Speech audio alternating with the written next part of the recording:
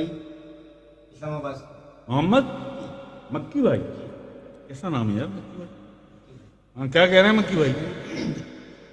लतीफ़ा अन्ना का पर्दा हटाने के लिए याहू के जिक्र में कितने दिन लग जाते हैं, और क्या याहू का जिक्र करने से जिक्र कल रुक जाता है? समझ गया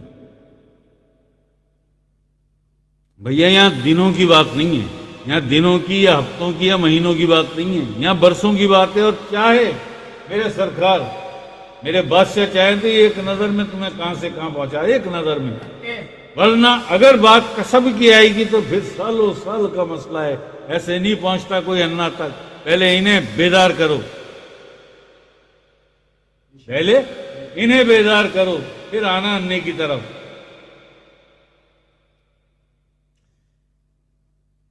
हिजाब जुल्मानी, हिजाब नूरानी, हिजाब रब्बानी, ये बाद में करना बात।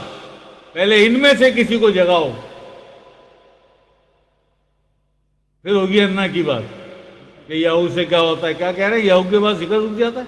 याहू का जिक्र करने से क्या जिक्र कल रुक जाता है? नहीं भाई नहीं, अल्लाह ना करे, अल्लाह ना करे। जिक्र कल भी रुक गया तो फिर रह क्या गया आपके पास? 7 लतीफों में से 1 लतीफे का रुक गया जी, 6 लतीफे क्या करेंगे? और सारा मेन कनेक्शन बोर्ड जो है वहीं पे है वो। और जी क्या है?